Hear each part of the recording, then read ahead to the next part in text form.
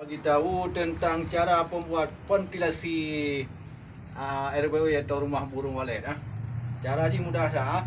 Mudah sekali caranya. Ini ada kawat jersey. Kita potong berukuran pipa 3 inci. Pipa 3 inci. Ini kita taruh begini, ukuran begini. Lepas itu baru kita gergaji dulu. Biar ini kita masukkan, tak jadi kayak ini nanti dia. Mudah sekali caranya, cuma membutuhkan masa dan waktu ya. Caranya cara potong ini ya. Ini cara potong ini pemotongan.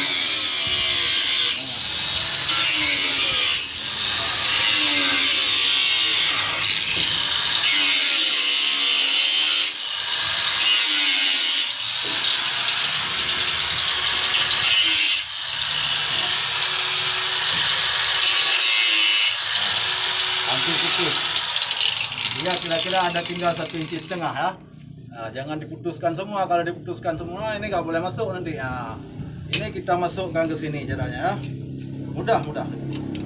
Mudah, hemat, praktis lagi ya.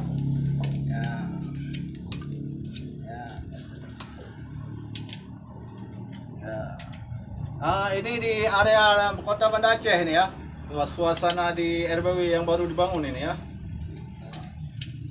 Apa kabar tim-tim walet semua? Ada Abang Andi Sufar di Bombana ya. Ada Wak di apa nama di Thailand. Juga ada di Sabah di Sabah. Wadu tim walet Sabah Wadu Juga ada di Melabuh. Juga ada di Kalimantan ya. Apa kabar semua? Mari kita contohkan ventilasi ini ditaruh di dalam apa itu? Dalam rumah burung walet. Ini rumah burung walet akan kita jadikan nanti ya.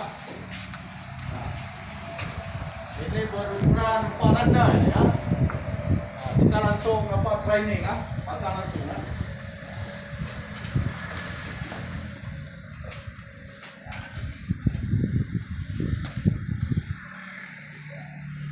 Lumayan apa? Beginilah jadinya. Baru kita pasang. Ini contoh aja.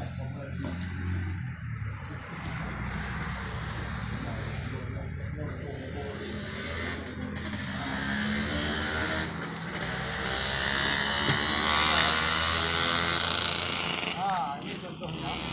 Ini kawan yang tadi supaya jangan masuk burung-burung hantu atau kelelawar atau burung predator yang lain lah. Seperti kamu, kerimu, macam-macam lah. Ini ada Bang Man. Bang Man dari Kota Media juga nih. Tukang ya bun. Ini tukang paling power nih. Kalau ada orang mau buat rumah burung sarang walet, boleh diapakan ya. Beginilah umpamanya. Ini yang dalam ini ya. Oke, cuma ini aja sekian dulu yang kita dapat bahas hari ini. Besok mungkin akan semua kita katakan lain kali kita berjumpa lagi. Sampai jumpa. Salam sukses semua tim walet ya. Ini tim walet Zam ala Kadam. Oke, assalamualaikum warahmatullahi wabarakatuh.